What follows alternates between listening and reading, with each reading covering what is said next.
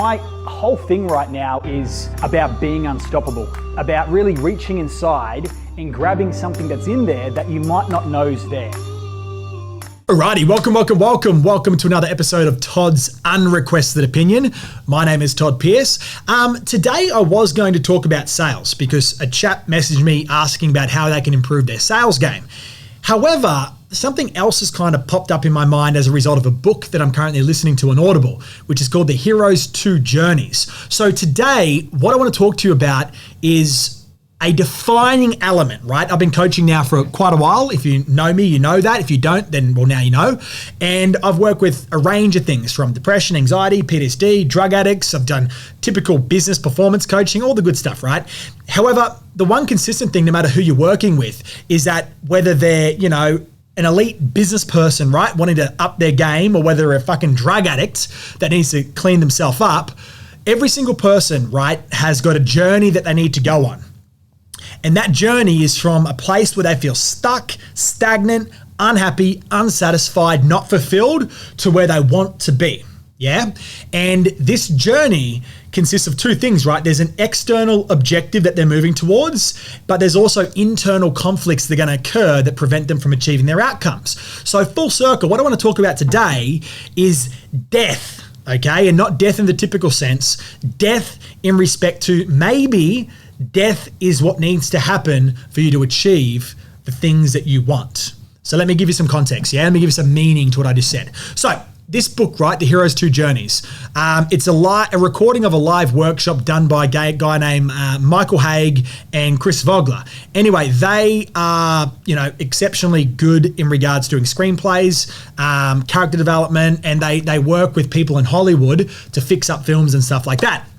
So they're teaching in this live workshop these writers, screenplay people, novelists, how they can properly create stories that people become interested in, want to engage with. And obviously, if it's a movie, start the movie and end the movie and they love it. Yeah. So it's all about character development and the things that happen in a good movie that make us get attached to it. Yeah. Make us emote, make us feel feelings, right? So what's the context that you might be thinking? Well, the relevance is this, right? Is that if you have engaged with a good movie, if you've really got into something, it's because the writers have articulated, right? Have put into words and then onto a piece of paper, into a play, the right structure to capture your heart and your mind and your attention. The reason why is because when it's done right, there's similarities between the actual struggles and adversities and things that we go through on a day-to-day basis. Anyway, there's two parts, right? The hero's two journeys. There's an outside goal that the hero needs to move towards, and then there's internal struggles that lead to a transformation. Anyway, I was listening to the explanation of the internal journey just yesterday, and often it starts with the hero having a piece of them missing, and then they start on this journey and they've got doubts and there's fears and there's reasons why they don't give their all. And normally what it climaxes as, right, and this is called the point of no return, is where the hero or the protagonist or the main character hits this point, and some people call it the point of no return. Other people call it a death, and this can literally be a physical death, someone dying in the movie, or it can just be, and this is what I'm talking about, the death of what was. Okay, so that's what I want to talk about today. The death of what was, because see, trust me, I've been doing this for such a long time now, and the stories are consistent, no matter who they are, whether it's health, wealth, relationships, business improvement, whatever it is. Most people are trying to move forward whilst still being chained by all of their past.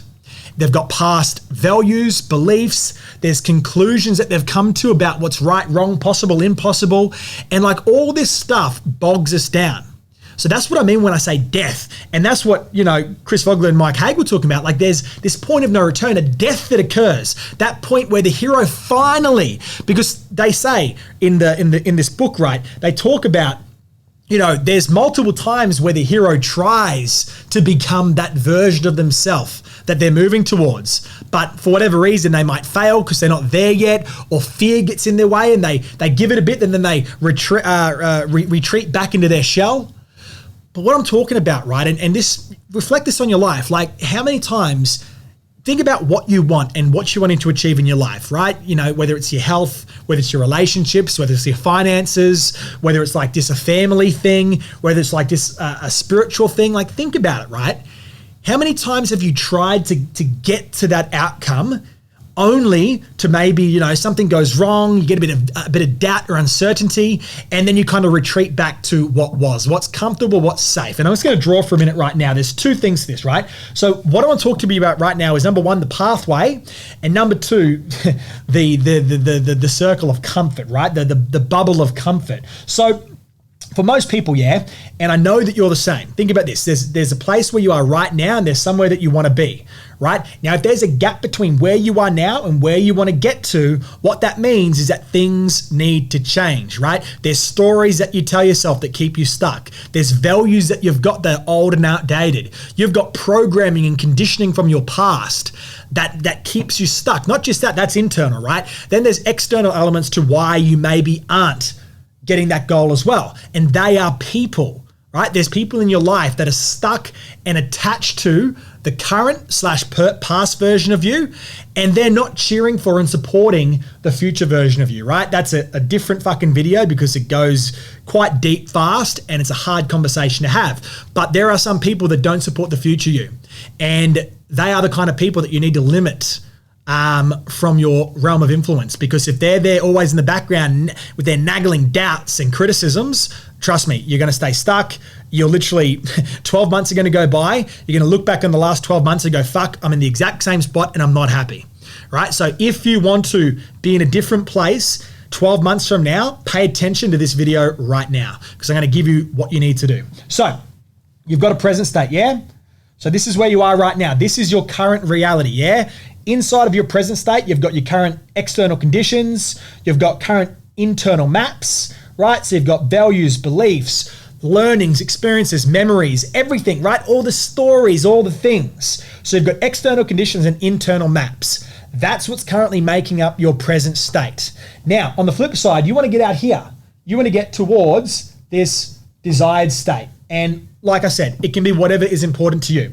It might be getting a rock solid ab body, right? Losing fat. It might be becoming healthy in respect to just having more energy. It might be, you know, making a certain amount of money. Whatever it is, right? There's a gap. And you might be thinking, well, okay, there's a gap, Todd. I want to bridge that gap. Well, the thing is that most people don't bridge a gap because there's a big, old, scary looking mountain standing between them and the results that they want.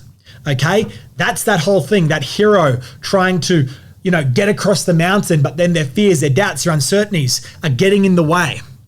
So there's two ways to bridge a mountain, right? Number one, this is completely self-sufficient, you doing it all by yourself. There's the death of what is. And this is that point of no return that Michael Haig and Chris Vogler were talking about in this training that they did. There's this point of no return. There's the death of the character as they are, where things change and that's it, there's no more. They finally let go of the chains and the shackles, of the fears, of the doubts, of the conditioning, of the words of other people. They let go of all the things, right, that were holding them in place, and they finally go up the mountain, right, and then they start to go down. They've gone past the point of no return. They've let go of all the baggage that was keeping them trapped.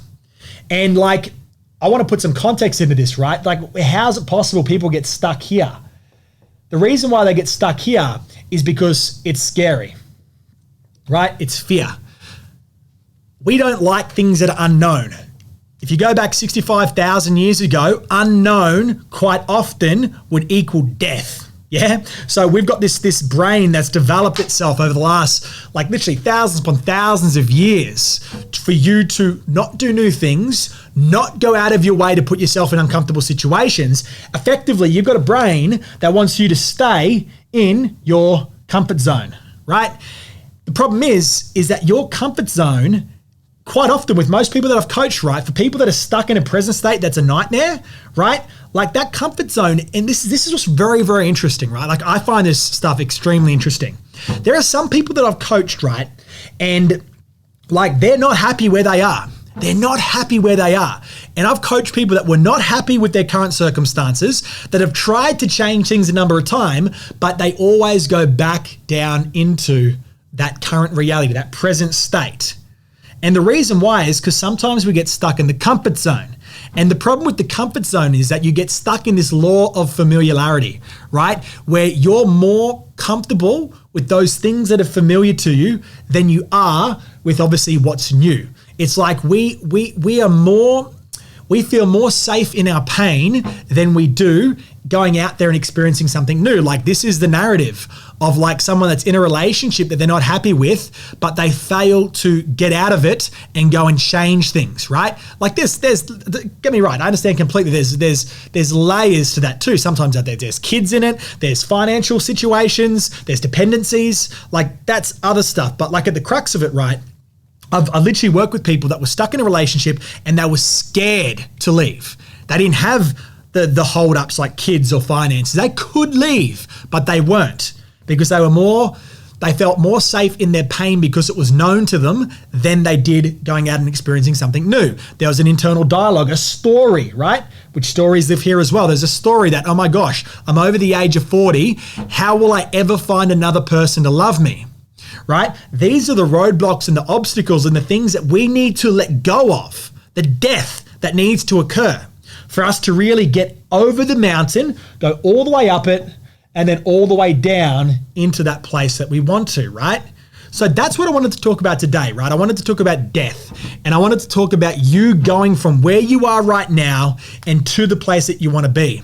And the how that I want to give you right now is this, yeah? So take a second and draw it like this. I'm going to draw this. Take a second, right, and draw something like this, and hopefully you can see this, maybe up here. So draw something like this. Draw a table, right? And in the table, have 3 columns.